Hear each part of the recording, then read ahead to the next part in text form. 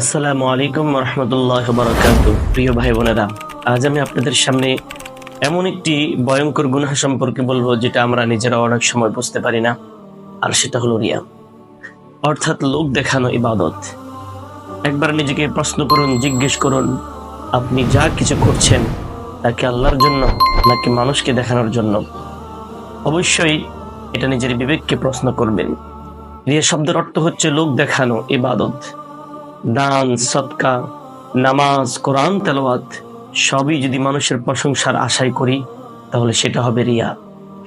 প্রিয় নবী সাল্লাল্লাহু আলাইহি ওয়াসাল্লাম বলেন, ইন্না আখাফা মা আখাফু আলাইকুমুশ শিরকুল আসগর। তোমাদের জন্য আমি সবচেয়ে যেটাকে বেশি ভয় করি তা হলো ছোট শিরক। সাহাবায়ে কেরাম প্রশ্ন করলেন, ক্বালু ওয়া শিরকুল আসগর ইয়া রাসূলুল্লাহ, হে আল্লাহর রাসূল সাল্লাল্লাহু আলাইহি ওয়াসাল্লাম, ছোট শিরিক সেটা আবার কি? প্রিয় নবী সাল্লাল্লাহু আলাইহি ওয়াসাল্লাম উত্তর দিলেন, ক্বালা রিয়া, আর সেটা হলো রিয়া। রিয়া কেন এত ভয়ঙ্কর এবং কেন এত ভয় পাওয়া উচিত রিয়াকে? রিয়া এমন একটি গুনাহ যা আমলের ভিতরে ঢুকে পড়ে আর তাকে নষ্ট করে দেয়। যেমন আপনি নামাজ পড়লেন ঠিকই, কিন্তু মনে মনে ভাবলেন, এই মানুষটা দেখুক আমি কতটা নামাজি, এই মানুষটা দেখুক আমি কতটা ইবাদত করতে পারি।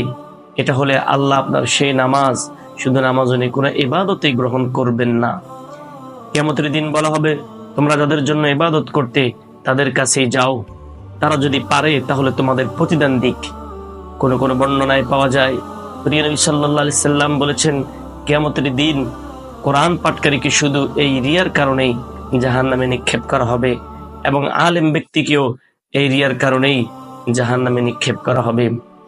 অধিক পরিমাণে দান সদকাকারীকেও এই রিয়ার কারণেই আল্লাহ তাআলা জাহান্নামের মধ্যে নিক্ষেপ করবেন।